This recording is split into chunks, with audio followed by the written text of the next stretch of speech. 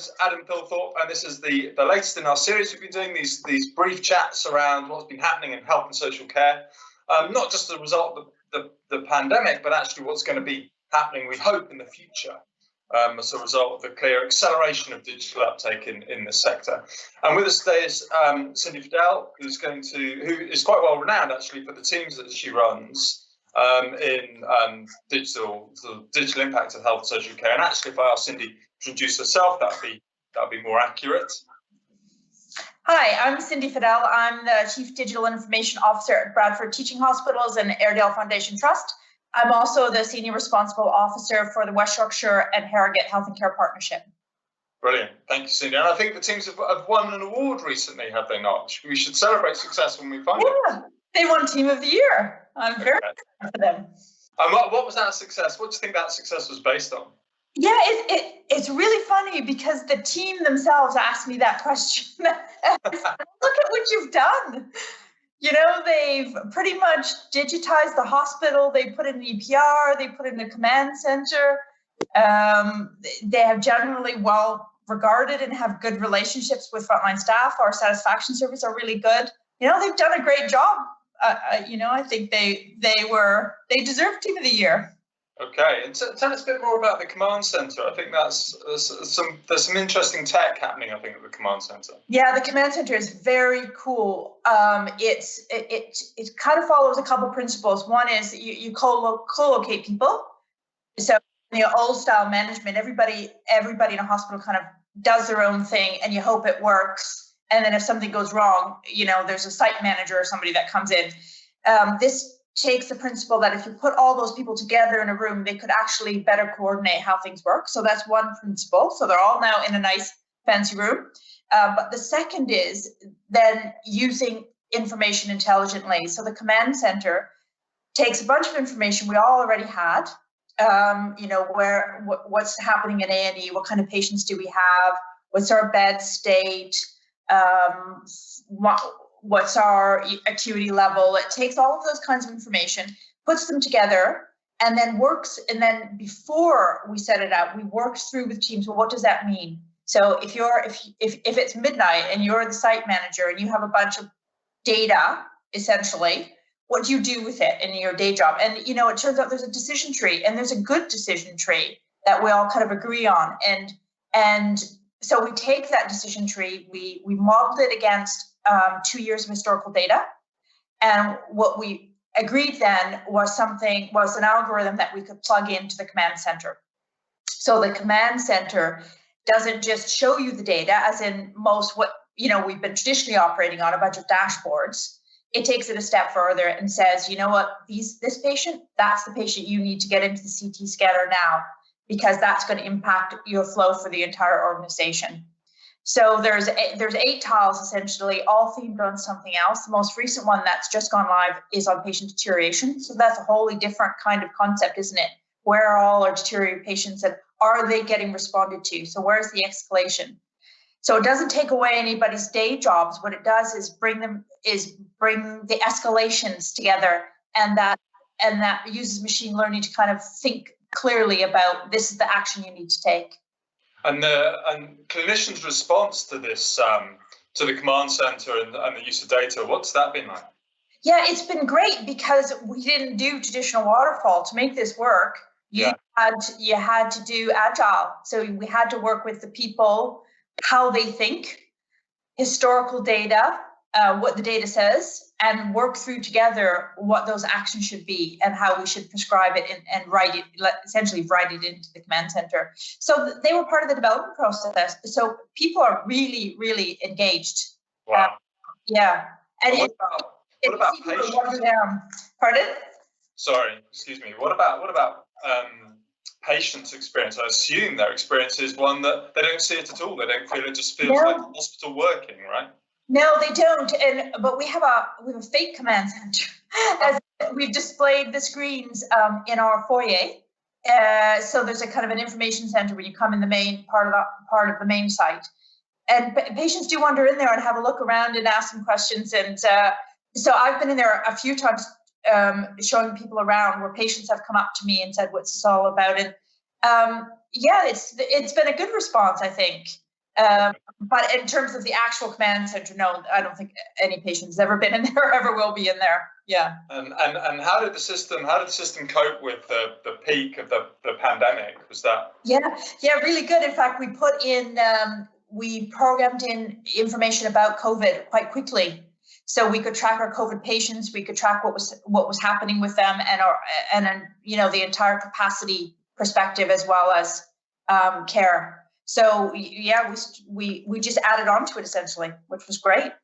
Wow. So I'm particularly excited in this story because we've heard lots of great good news stories coming out of sort of digital adoption and the acceleration of that pace of change and the openness now to a conversation with digital. But a lot of that has been around what I might flippantly call sort of facilities, which is amazing work, but it's getting people an ability to work at home. The rapid scaling of devices and software to enable people to talk to each other and interact. That's amazing. But for me, that's not the hopeful promise of digital is revolutionizing health and social care for the benefit of patients and the society at large. And what you're talking about seems to be going more towards that direction. What's your ambition, do you think, for digital health and social care? Yeah, it is, for me, the transformational bit. It's using the power of the data and the power of technology to transform it. And when people ask me what I do, I say I try to give value, value for patients and value for staff. It's not about shiny kit. And I admit the command center is kind of shiny, and so it's attractive in that way. But it's not about that. It's about the value. So, video conferencing and telephone conferencing, we could always do that. We've been trying to say we could do it for years and years. It's nothing new. But things like, how do we intelligently have a pathway that gets people to see who they need to see the first time, and not bounce them around and not take weeks in that handover process. That you can smooth that out with technology. Machine learning, I think, is a great opportunity. If we think about it, we follow up patients, meaning we see them again to make sure they're okay, quite regularly with a number of specialties, simply because it gives us confidence that we're doing the right thing. But in fact, the data was always there. Either it's a pathology result that says you're all good and they never needed to be seen, or it's a set of 3 questions that the patient themselves respond to. Yeah.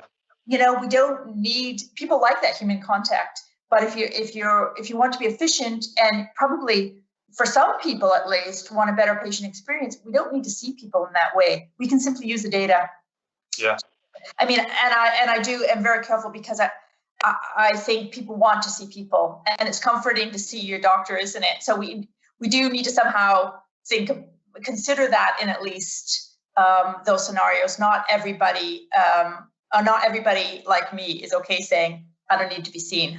I'm happy when somebody says that to me, but not everybody does.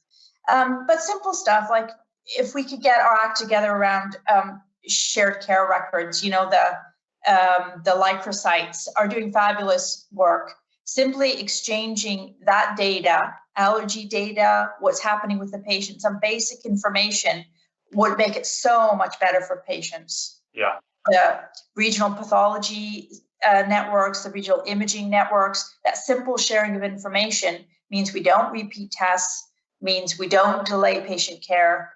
Those are almost foundational things that we've been working at for years, that are good transformations. And of course, there's some newer stuff, right? Robotic process automation. I think people are doing some good work around that, and that will free up staff and money.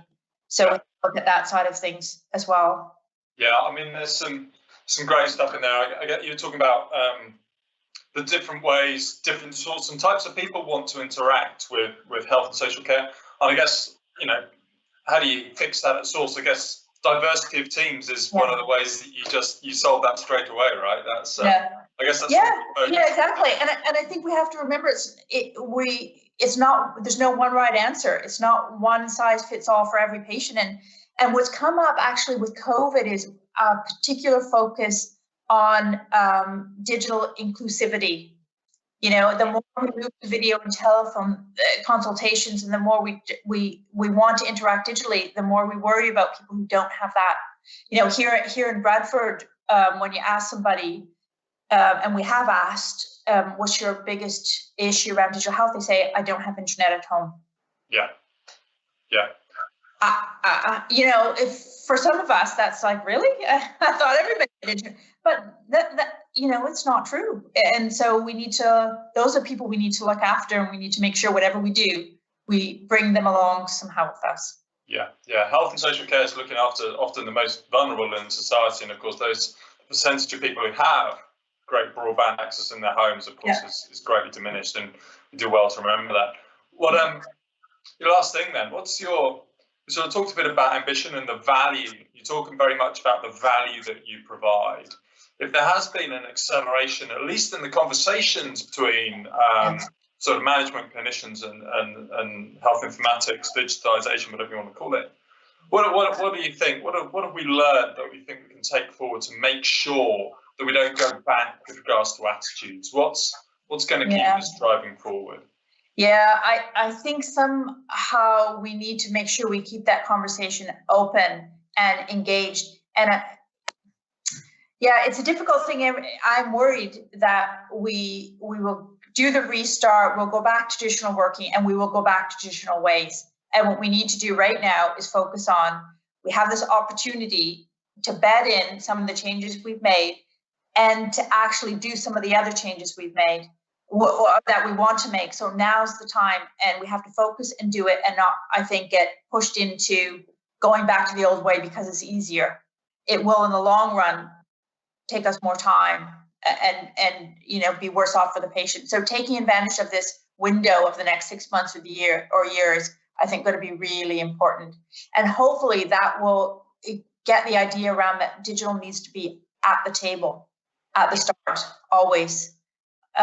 You know, I think that old way of I'll let you know when I have an idea, or I'll let you know when I have something, and I'll bring you in at the end. It just doesn't work. You need, so we do have. It's going to be interesting because I think there are lots of great people out there, but I wonder if we have enough people that could service that kind of demand. That's a bit worrisome, isn't it? Yes, yeah, it is. It's yeah, we need talent. We definitely need talent, and we need more of it. And I think, and not just in health and social care, but now as a result of this, even more so in every single sector and industry that you can possibly think of. We need to inspire people to, whether you call it computing, IT, digital, tech, whatever it is, whatever that thing is, we just need more people who want to. It goes right the way back, doesn't it, to the sort of almost the Silicon Valley, you know, to change the world for the better for everyone. And it's and even that, you've got to be mindful of the unintended consequences. I always remember someone saying, be wary of those people who want to sort of going to make the world a better place, because you need to ask two questions: for whom and in what time scale. Brilliant. I love it. Yeah. But there's something in that. Cindy, it's been really inspirational talking to you this morning. We could go on and on, but I'll try and keep this up. Maybe we'll talk a little bit more in depth at some point in the future. But thank you very much for sharing what amazing work you've been doing up in Bradford with us this morning. Thank you. Great. Thank you. Bye.